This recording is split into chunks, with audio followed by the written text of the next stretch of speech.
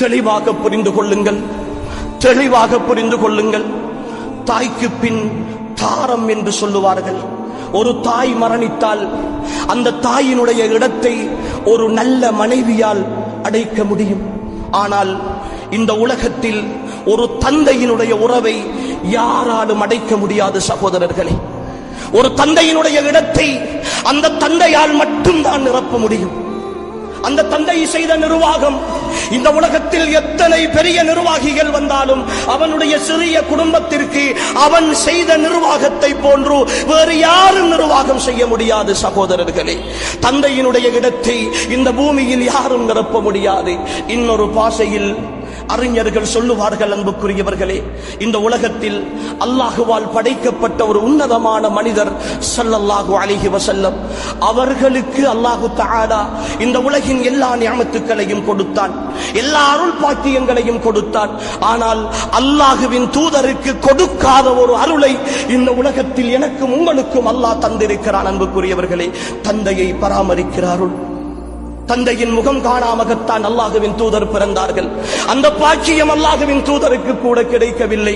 ஆனால் அந்த அருளை, அந்த பாக்கியத்தை, அந்த வாய்ப்பை என்னுடைய கண் முன்னே நடமாடுகின்ற சுவர்க்கமாக அல்லாஹ் தந்ததற்கு பிறகும் கூட அதை புறக்கணிக்கிறோமே, அதை எட்டி உதைக்கிறோமே.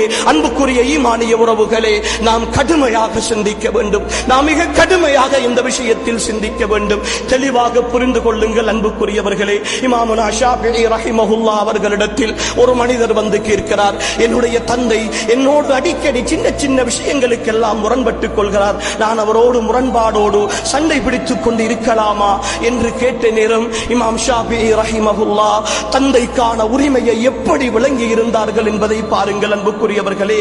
உன் தந்தையோடல்ல, உன் தந்தையோடல்ல, உன் தந்தை போடுகிற செருப்போடு கூட, உன் தந்தை அணிகிற பாதணிகளோடு கூட நீ முரண்பட்டு விடாதே என்று சொல்லி அனுப்புகிறார்கள் அந்த மனிதனுக்கு.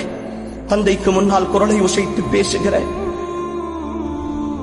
தந்தையை இரண்டாம் தரமாக கணிக்கிற, நீங்கள் எல்லாம் என்ன செய்திருக்கிறீர்கள் என்று கேட்கிற, நீங்கள் எல்லாம் ஒரு மனிதனா என்று கேட்கிற என் ஈமானிய உறவுகளே, வார்த்தைகள் கவனம், வார்த்தைகள் கவனம். சுவர்க்கத்தை நிராகரிக்கிற, சுவர்க்கத்தின் நடுவாசலை இழுத்து மூடுகிற அந்த பணியை இலகுவாக செய்து கொண்டிருக்கிறோம். தந்தை என்ற உன்னதத்தை இழந்தவர்கள் அன்புக்குரியவர்களே, இந்த உலகத்தில் அந்த உறவை மீட்டெடுக்கவே முடியாது என்பதை மிக தெளிவாக புரிந்து கொள்ளுங்கள் என் ஈமானிய உறவுகளே. தந்தை அல்லாஹ் அப்படித்தான் படைத்திருக்கிறான். ஒரு ஆணாக என்னுடைய பிள்ளையின் மீதான பாசம் எனக்கு இருக்கிறது, என் பிள்ளையின் மீதான அன்பு இருக்கிறது.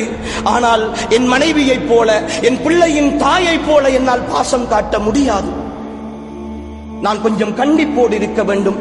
நான் கொஞ்சம் கண்டிப்போடு இருந்தால்தான், கொஞ்சம் அதட்டினால்தான், கொஞ்சம் ஏசினால்தான் அந்த நிர்வாகத்தை சரியாக செய்ய முடியும். இதுதான் மனிதனுக்கு அல்லாஹ் கொடுத்திருக்கிற இயல்பு.